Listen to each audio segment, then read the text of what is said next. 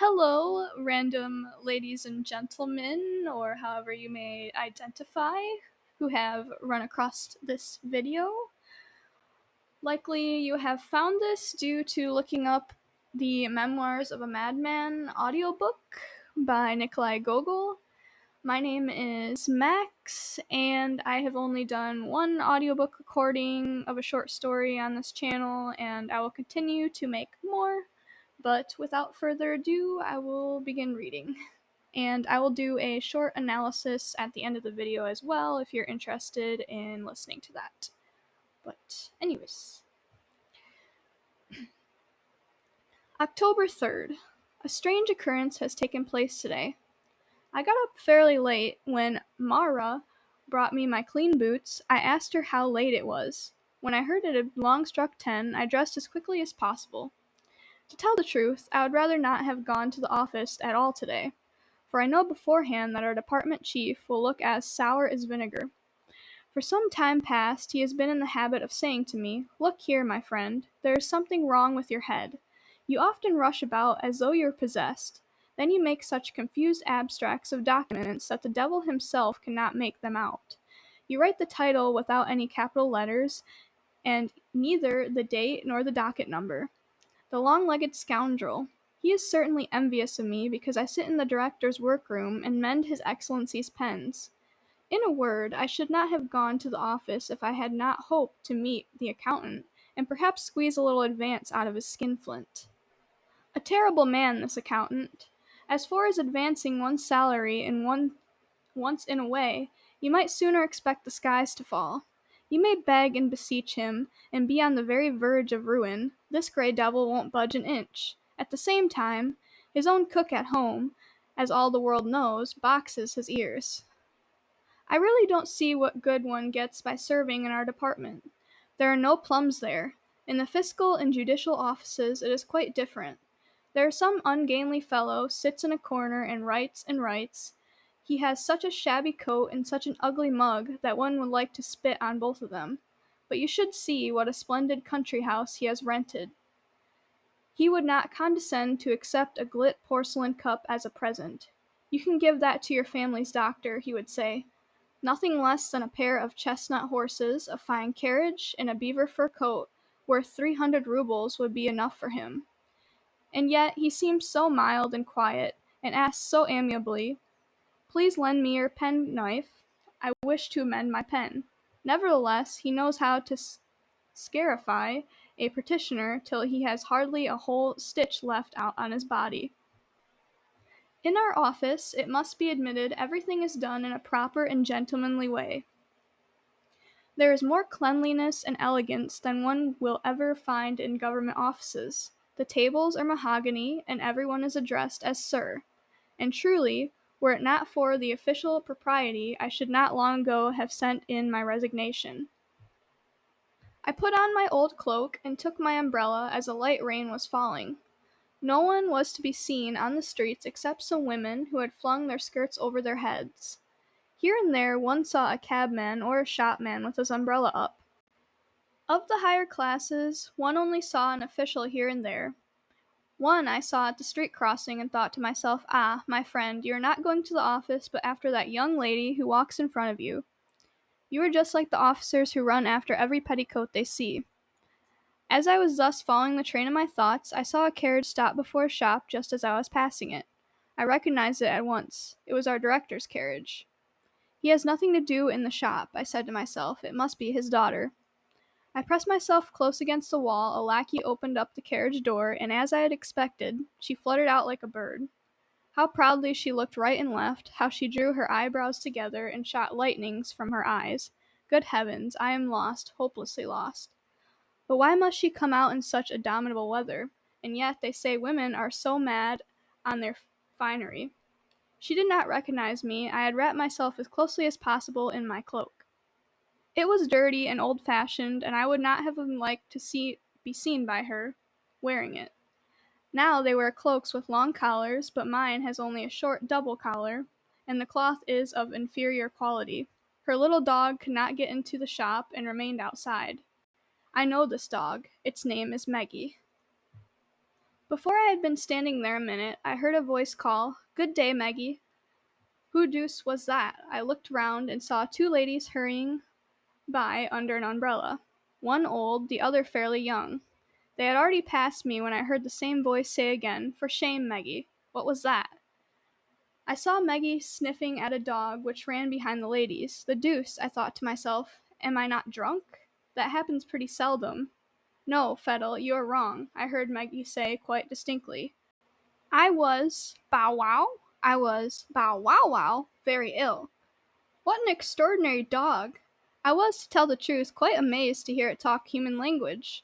When I considered the matter very well, I ceased to be astonished. In fact, such things have already happened in the world. It is said that in England a fish puts its head out of water and said a word or two in such extraordinary language that learned men have been puzzling over them for 3 years and have not succeeded in interpreting them yet. I also read in the paper of two cows who entered a shop and asked for a pound of tea. Meanwhile, yeah. Meanwhile, what? This is my cat. Apologies for breaking the recording. It it's Bow Wow, Minnie Mouse. Meanwhile, what Maggie went on to say seemed to be still more remarkable. She added, "I wrote to you lately, Fidel. Perhaps Polkin did not bring you the letter. Now I'm willing to forfeit a whole month's salary if I ever heard of dogs writing before. This has certainly astonished me.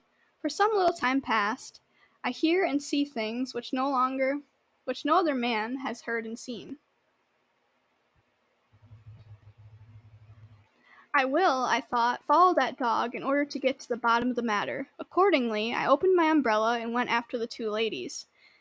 They went down Bean Street, turned through Citizen Street and Carpenter Street, and finally halted on the Cuckoo Bridge before a large house. I know this house. It was Skervoff's. What a monster he is. What sort of people live there? How many cooks? How many bagmen?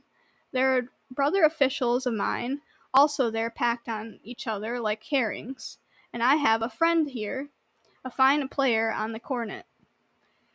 The ladies mounted to the 5th story. Very good, thought I. I will make a note of the number in order to follow up the matter at the first opportunity. October 4th. Today is Wednesday, inserts my dudes, and I was, as usual, in the office. I came early on purpose, sat down, and mended all the pens. Our director must be a very clever man. The whole room is full of bookcases. I read the titles of some of the books. They were very learned, beyond the comprehension of people of my class, and all in French and German. I look at his face, see how much dignity there is in his eyes. I never hear a superfluous word come out from his mouth, except that when he hands over the documents, he asks, "What sort of weather is it?" No, he is not a man of our class. He is a real statesman. I have already noticed that I am a special favorite of his. If now his daughter also, what folly! Let me say no more about it. I have read the Northern Bee. What foolish people the French are. By heavens, I should like to tackle them all and give them a good thrashing. I have also read a fine description of a ball given by a landowner of Kursk. The landowners of Kursk write a fine style. Then I noticed that it was already 12:30, and the director had not left his bedroom. But about 1:30 something happened which no pen can describe. The door opened. I thought it was the director. I jumped up with my documents from my seat, and then she herself came into the room. Ye saints! How beautifully she was dressed! Her garments were whiter than a swan's plumage, and how splendid, a sun indeed, a real sun. She greeted me and asked, "Has not my father come yet?" Ah, what a voice! A canary bird, a real canary bird. "Your Excellency," I wanted to exclaim, "don't have me executed, but if it must be done, then kill me rather with your own angelic hand." But God knows why, I could not bring it out. So I only said, "No, he has not come yet." She glanced at me, looked at the books, and let her handkerchief fall. Instantly I started up, but slipped on the infernal polished floor and nearly broke my nose.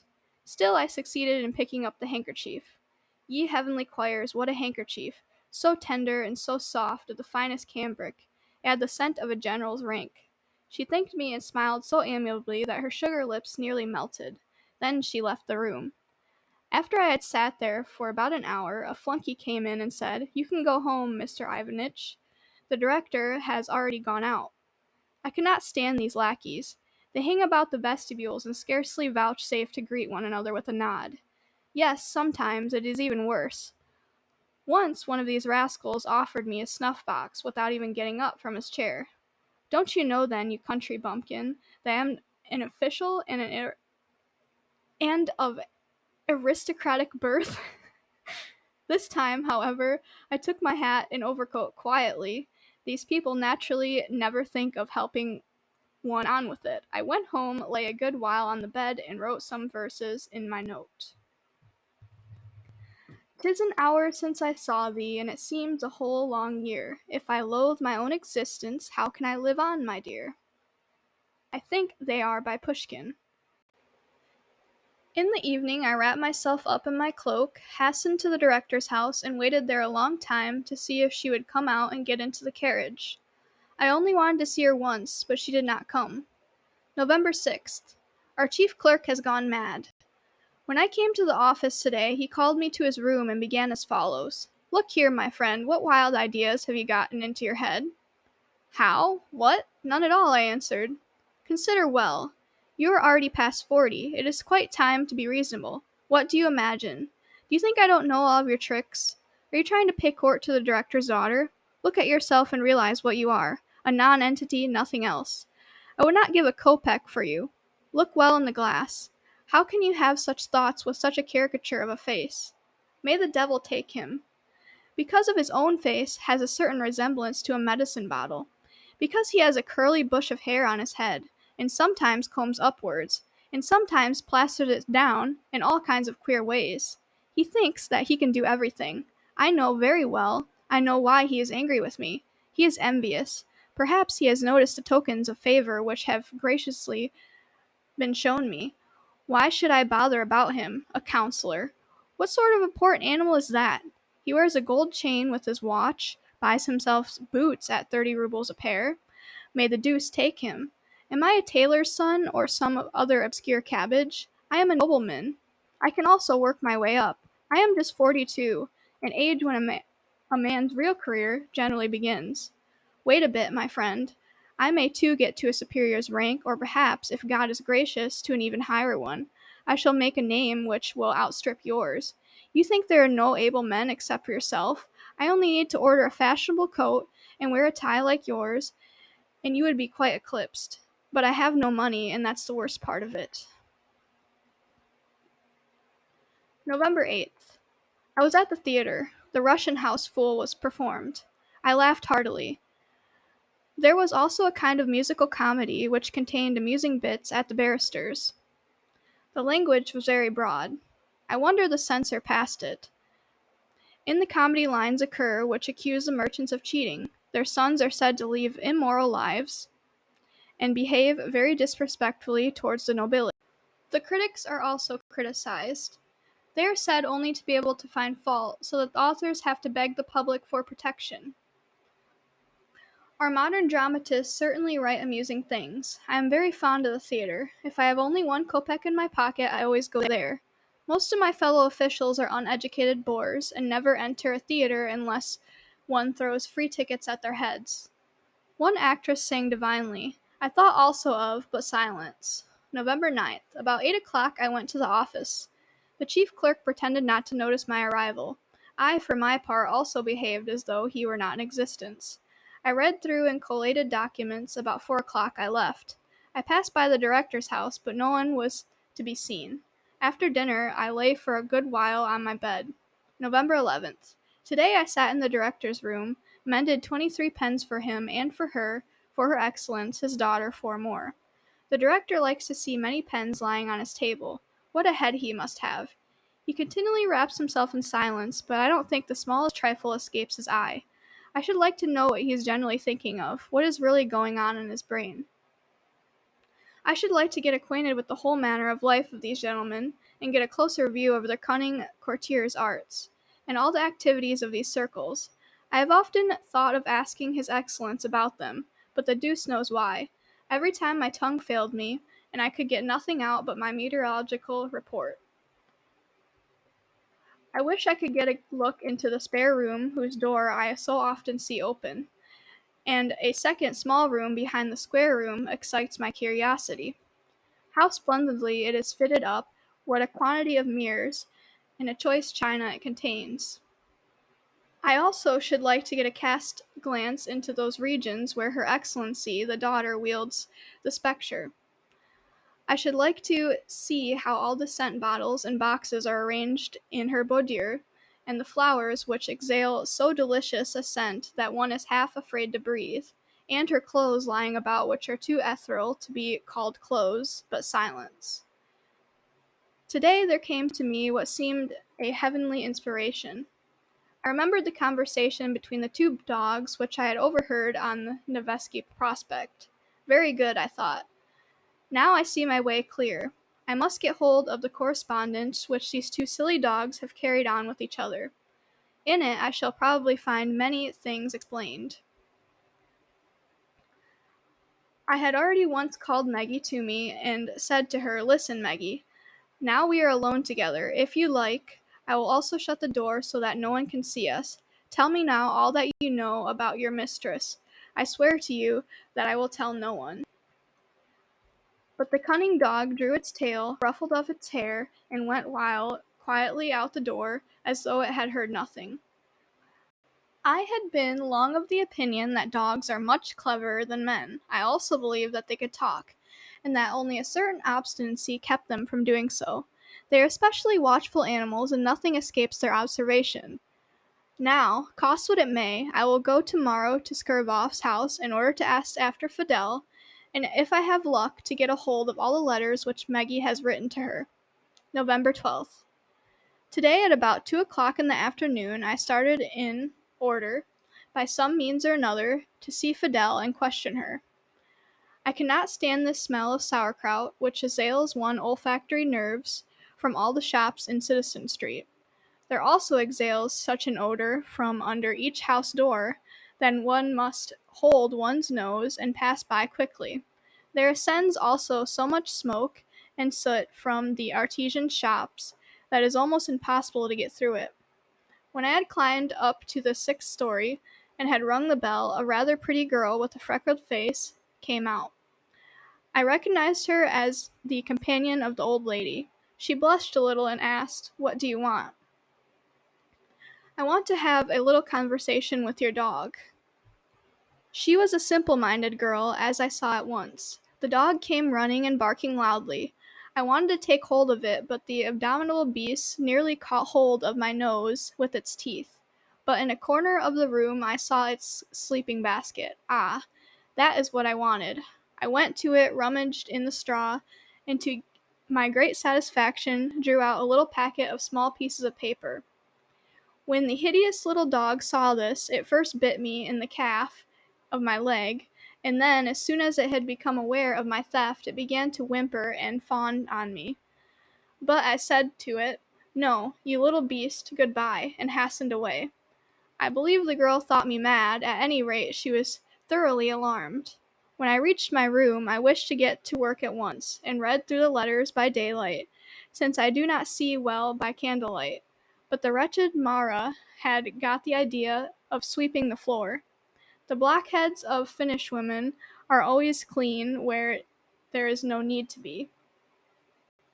I then went for a little walk and began to think over what had happened. Now at last I could get to the bottom of all facts, ideas, and motives. These letters would explain everything. Dogs are clever fellows. They know all about politics, and I will certainly find in the letters all that I want, especially the character of the director and all of his relationships. And through these letters I will get information about her, who but silence. Towards evening I came home and lay for a good while on the bed. November 13th. Now, let us see. The letter is fairly legible, but the handwriting is somewhat doggish. Dear Fidel, I could not get accustomed to your ordinary name, as if they could not have found a better one for you. Fidel, how tasteless, how ordinary. But this is not the time to discuss it. I am very glad that we thought of corresponding with each other. The letter is quite correctly written, the punctuation and spelling are perfectly right. Even our head clerk does not write so simply and clearly, though he declares he has been at the university. Let us go on. I think that it is one of the most refined joys of this world to interchange thoughts, feelings, and impressions. This idea comes from some book which has been translated from German. I can't remember the title. I speak from experience, although I have not gone farther into the world than just before our front door. Does not my life pass happily and comfortably? My mistress, whom her father calls Sophie, is quite in love with me. But better be silent. Her father also often strokes me. I drink tea and coffee with cream. Yes, my dear, I must confess to you that I find no satisfaction in those large, gnawed-at bones which Polkin devours in the kitchen. Only the bones of wild fowl are good, and that only when the marrow has not been sucked out of them.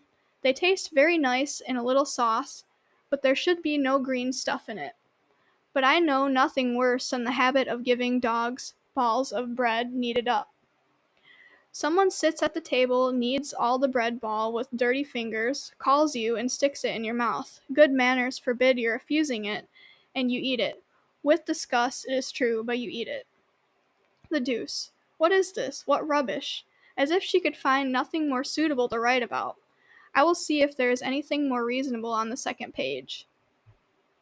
I am quite willing to inform you of everything that goes on here. I have already mentioned the most important person in the house, whom Sophie calls Papa, is a very strange man. Here we are at last. Yes, I knew it. They have a politician's penetrating eye for all things. Let us see what she says about Papa. A strange man. Generally he is silent. He only speaks seldom, but about a week ago he kept on repeating to himself, "Shall I get it or not?"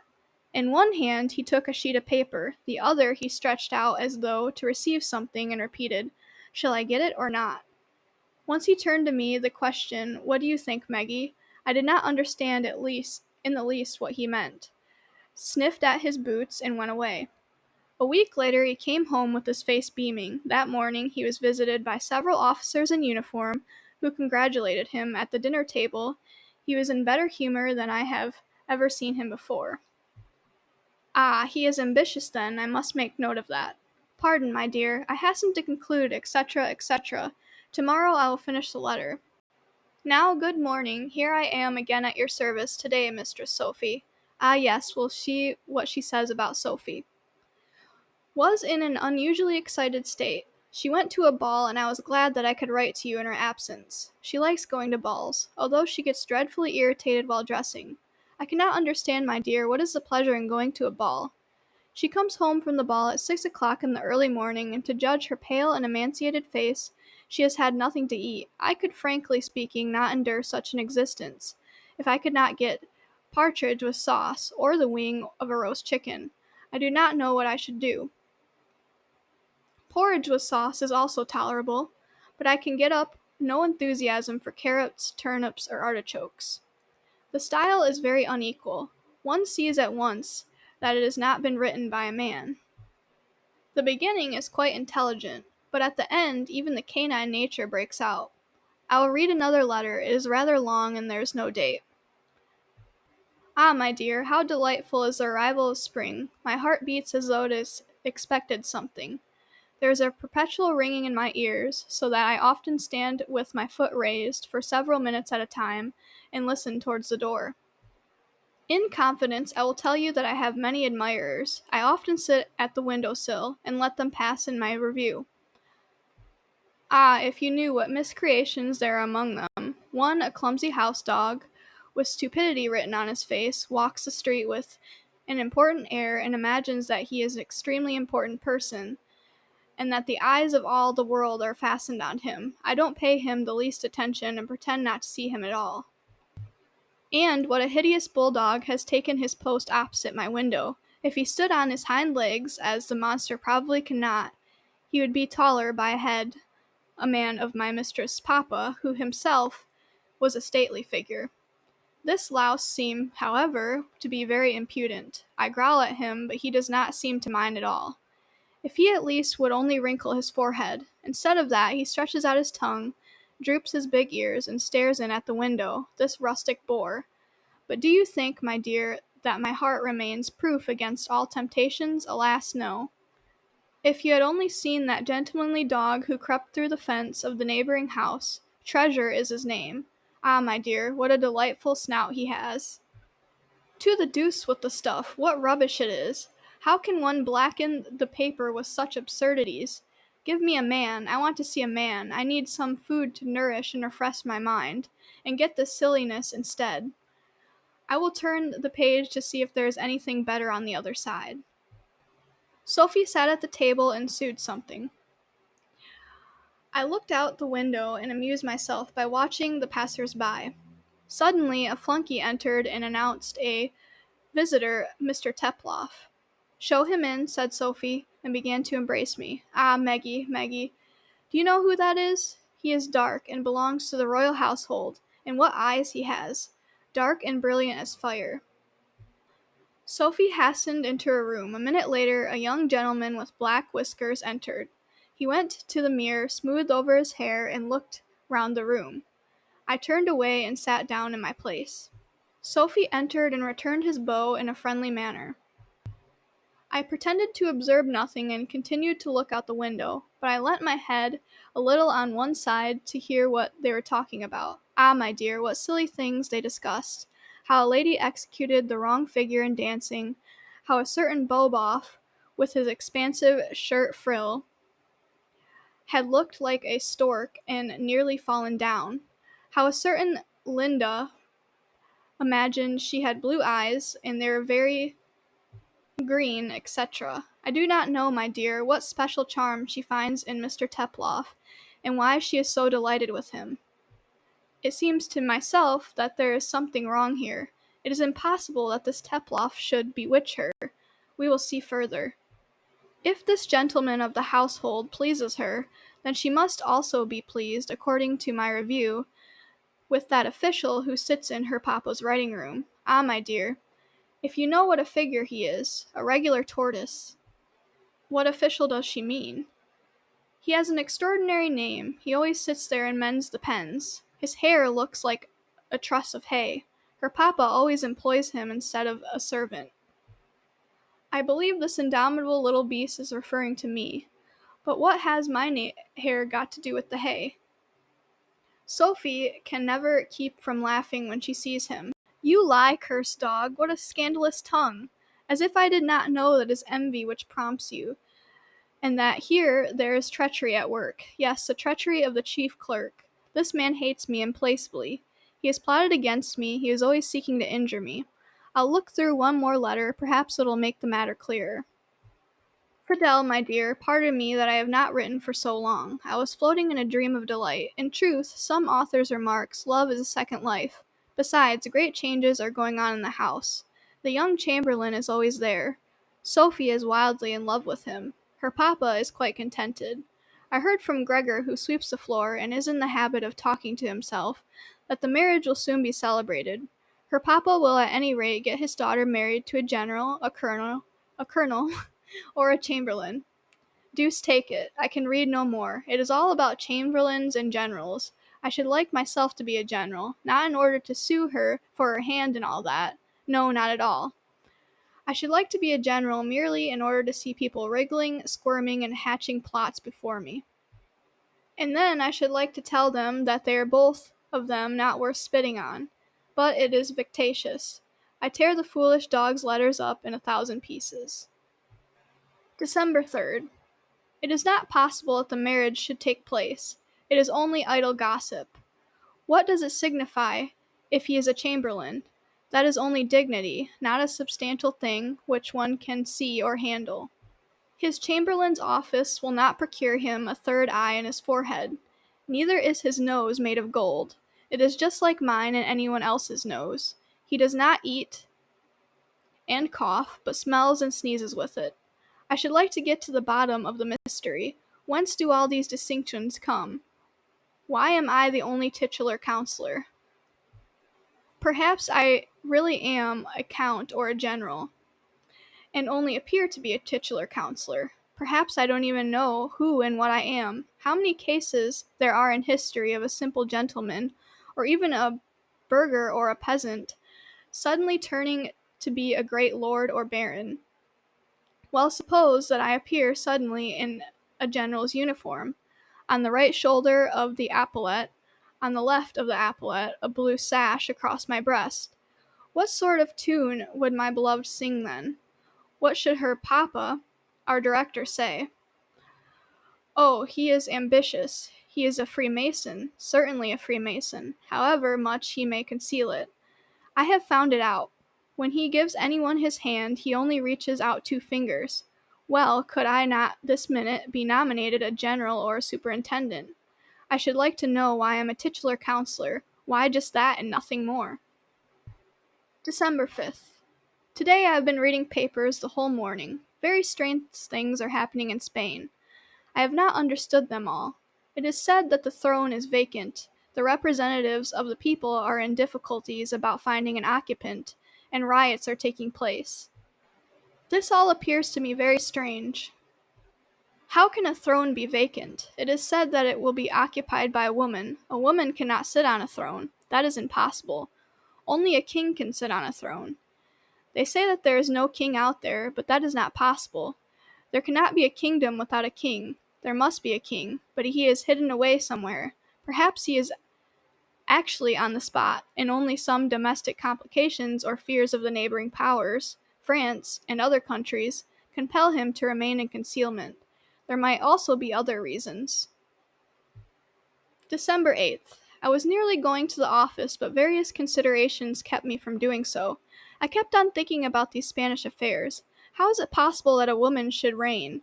It would not only be allowed, especially by England. In the rest of Europe, the political situation is also critical. The Emperor of Austria. These events, to tell the truth, have so shaken and shattered me that I could really do nothing all day. Mara told me that I was very absent-minded at the table. In fact, in my absent-mindedness, I threw 2 plates on the floor so that they broke into pieces. After dinner, I felt weak and did not feel up to making abstracts of reports. I lay most of mine on my bed and thought of the Spanish affairs. The year 2000, April 43rd. Today is a day of splendid triumph. Spain has a king. He has been found, and I am he. I discovered it today. All of a sudden it came upon me like a flash of lightning. I do not understand how I could imagine that I'm a titular counselor. How could such a foolish thought enter my head? It was fortunate that it occurred to no one to shut me up in an asylum. Now it is all clear, and as plain as a pikestaff. Formerly, I do not know why, everything seemed veiled in a kind of mist. That is, I believe, because people think that the human brain is in the head. Nothing of the sort. It is carried by the wind from the Caspian Sea. For the first time I told Mara who I am. When she learned that the King of Spain stood before her, she struck her hands together over her head and nearly died of alarm. The stupid thing had never been seen by the King of Spain before. I comforted her, however, at once by assuring that I was not angry with her for having hereto cleaned my boots badly. Women are stupid things. One cannot interest them in lofty subjects. She was frightened because she thought all kings of Spain were like Philip II, but I explained to her that there was a great difference between me and him. I did not go to the office. Why the deuce should I? No, my dear friends, you won't get me there again. I am not going to worry myself with your infernal documents any more. Marchember 86th, between day and night. Today the office messenger came and summoned me, as I had not been there for 3 weeks. I went just for the fun of the thing. The chief clerk thought I would bow humbly before him and make excuses, but I looked at him quite indifferently, neither angrily or mildly. and sat down quietly at my place as though I noticed no one. I looked at all the rabble of scribblers and thought, if you only knew who is sitting among you, good heavens, what a to-do you would make. Even the chief clerk would bow himself to the earth before me, as he does now before the director. A pile of reports was laid before me, of which I had of which to make abstracts, but I did not touch them with one finger.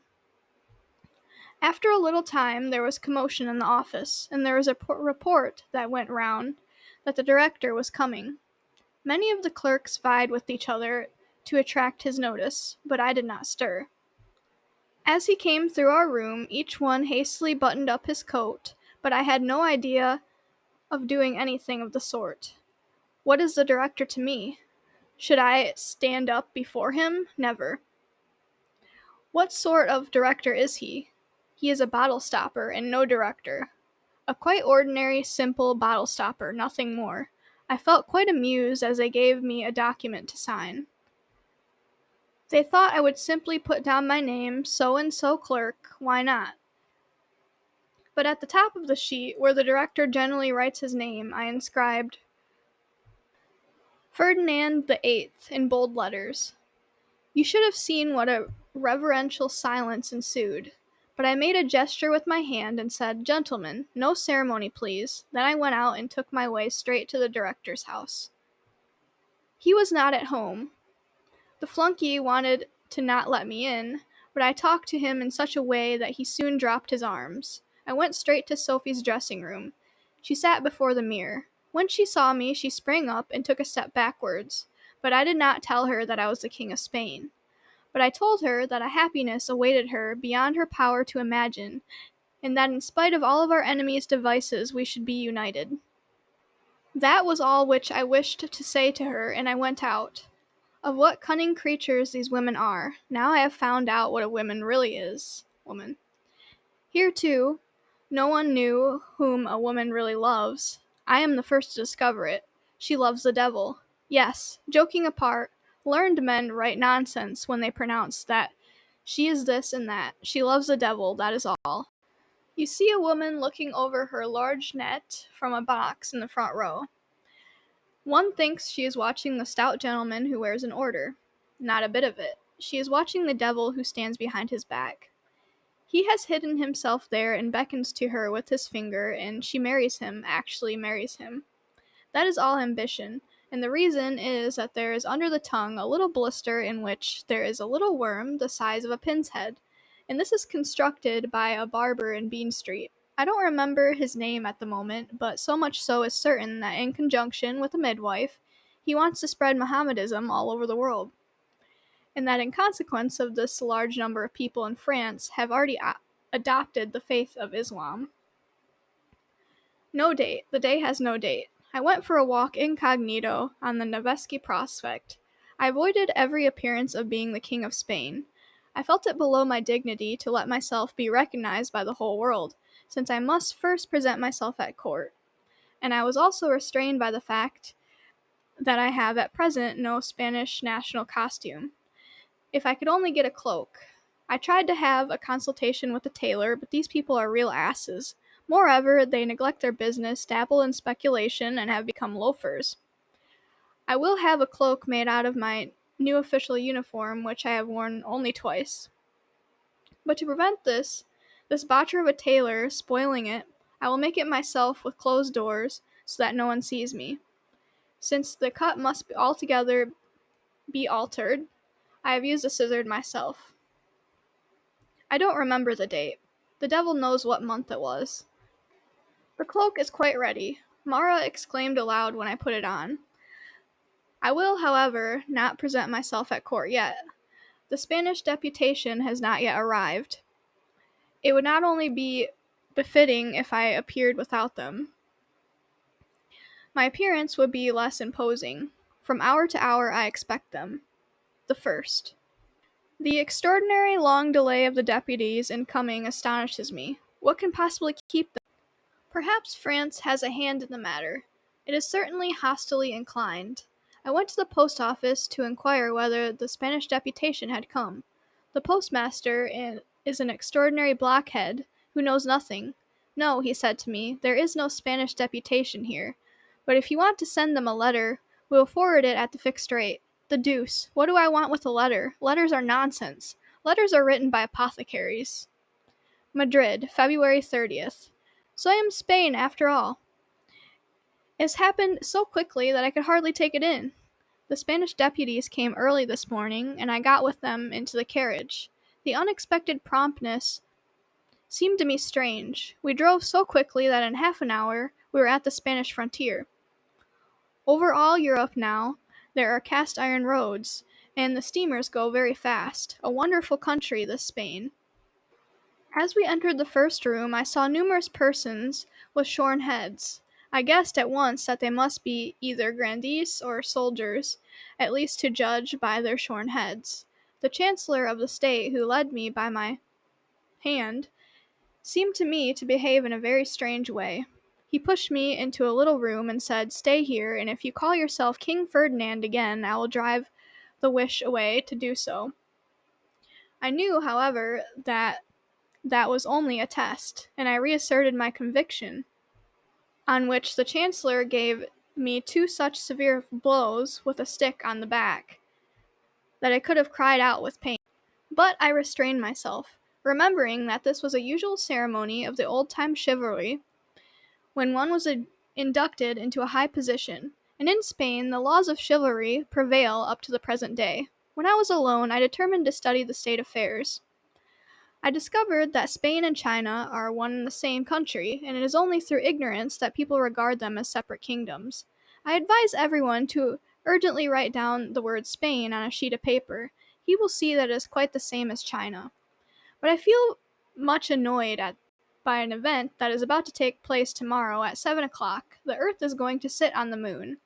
This is foretold by the famous English chemist, Wellington. To tell the truth, I often felt uneasy when I thought of the excessive brittleness and fragility of the moon. The moon is generally repaired in Hamburg, and very imperfectly. It is done by a lame cooper, an obvious blockhead who has no idea how to do it. He took waxed thread and olive oil, hence that pungent smell over all the earth which compels people to hold their noses. And this makes the moon so fragile that no men can live on it, but only noses.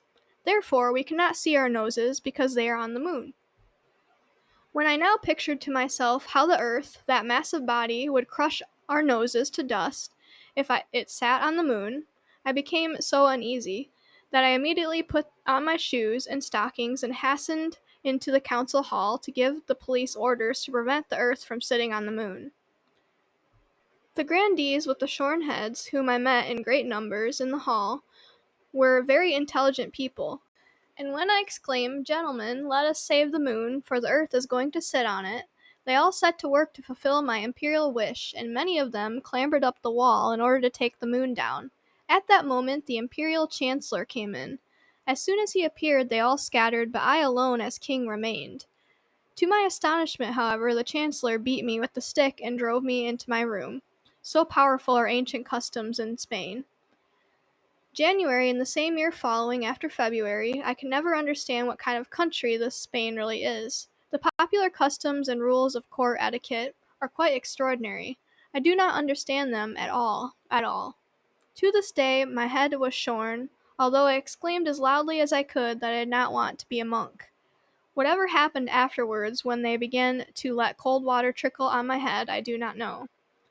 I have never experienced such hellish torments. I nearly went mad, and they had difficulty in holding me.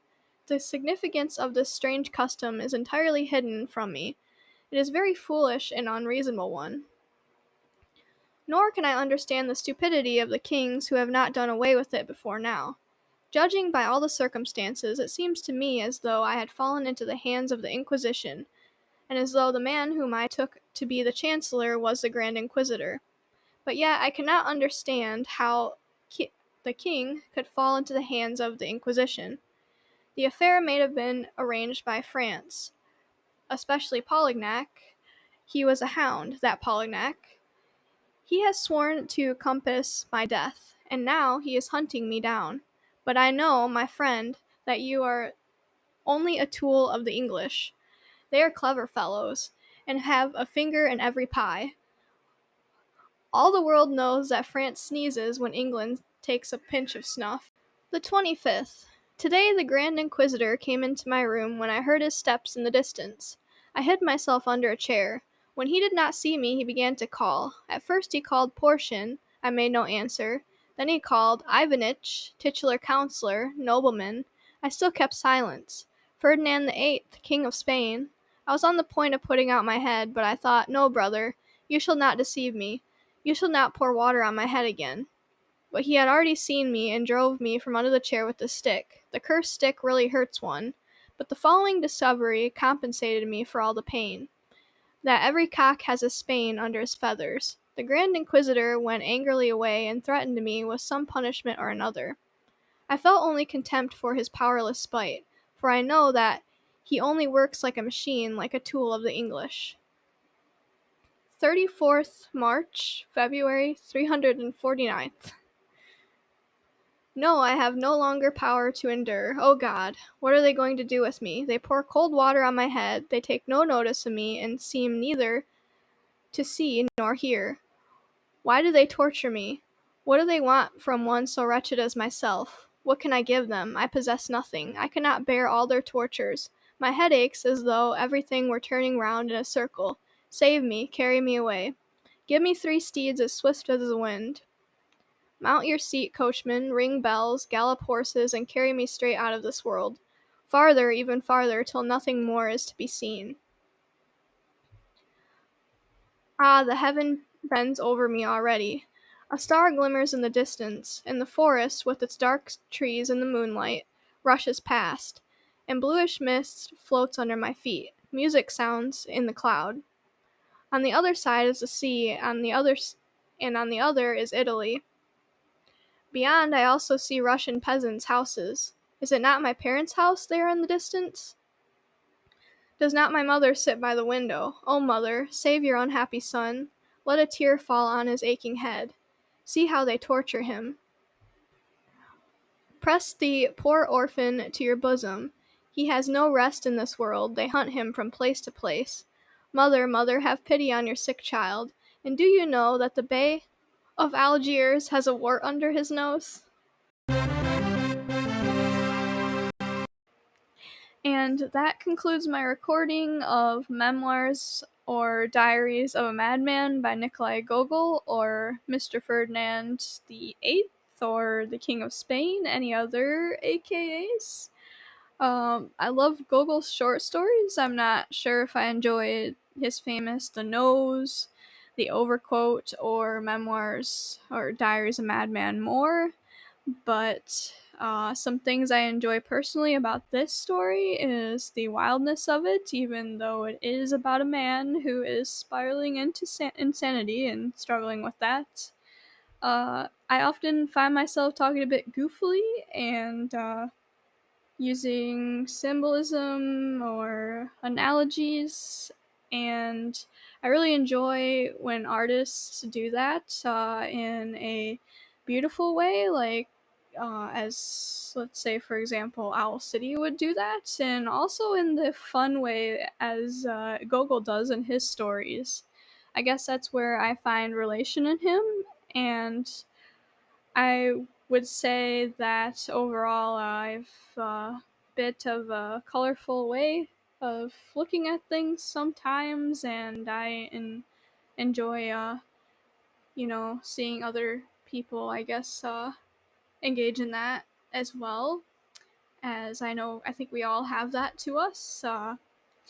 And I think we all have bizarre thoughts too that come to us, so why not play with that, and we can make our everyday language as colorful as we wanted. So, and I think he lets that go wild here, which must have been such a fun experience, in my opinion, again, as all logic kind of goes out the window.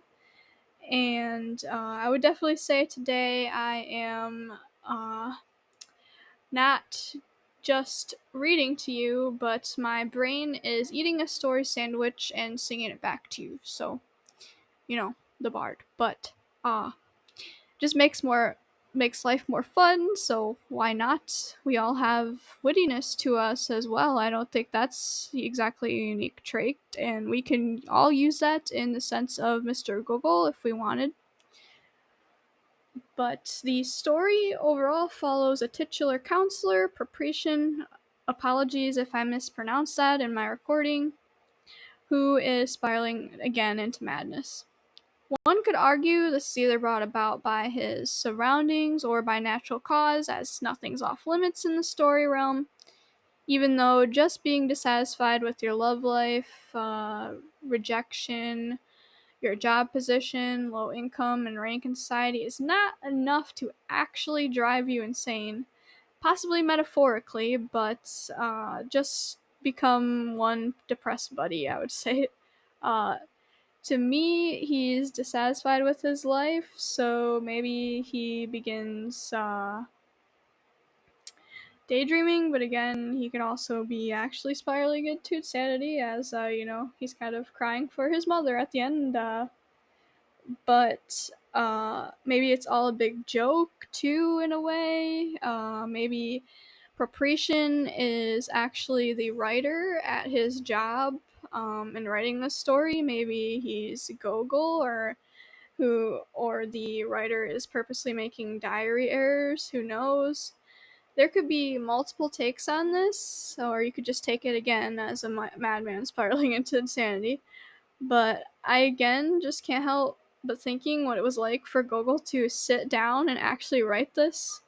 Um, Apparently, Gogol did work at some government jobs, which we see a reflection of that in The Nose, The Overcoat, and this story that explore bureaucratic themes as well in Russia, even though none of us truly know what life would have been like during that time. But I overall enjoy the unique flavor of bizarreness that Gogol has. It also reminded me of this movie I rewatched from childhood. It's kind of quite a bit of a stretch, but it is the 1988 Oliver and Company, which I had rewatched, and it's about some dogs that take in a stray cat. And just a scene with the dogs exchanging letters and analyzing their human owners. The dogs being a bit too sophisticated to take in certain scraps, or the dog that is looking for a mate. Kind of reminds me of the poodle in that movie. But it's almost like a mini story inside the story as well. Just alone those dogs exchanging those letters. But apparently, once Paprician, um, after finding out Sophie doesn't like him from the dogs, uh, yeah, buddy can't handle rejection. So yes, women are just hellish fiends then. Uh, Paprician, even though he is mad or have gone mad, he is finally pushed to the edge, and then he comes to the conclusion, or he's in enough of a state to come to the conclusion that he is the king of Spain, which the story runs it as he's imagining himself being taken away there, then treated poorly, unable to take the throne, and is detained. But other sources say this could be him spinning something on being detained in an actual mental institution and repainting the scenery as taking the throne gone wrong. Um, I think in the end, that theory of him just painting it kind of gets thrown out the window a bit, as again he is crying for his mother. But uh, overall, I would say that this is an amazing story, and take it as you please. I am personally just waiting for the day when the Earth sits on the moon, and I'm wondering as well when I'm going to get my nose back from the moon. But it's been a fun recording, and one last thing I want to say, I guess, is I feel like anyone could sit down and just have some fun and rewrite this story if they really wanted to. Why not? Um, as again, your main character is a madman, so anything there's nothing off limits of what could happen with that, and it kind of flex your brain and that muscle in the way of writing. Um, and why not have fun with that if you were inspired by the story? Um, but until next time, I hope you have a wonderful weekend or week, whatever time it is for you, and I'll see you in the next recording. Bang.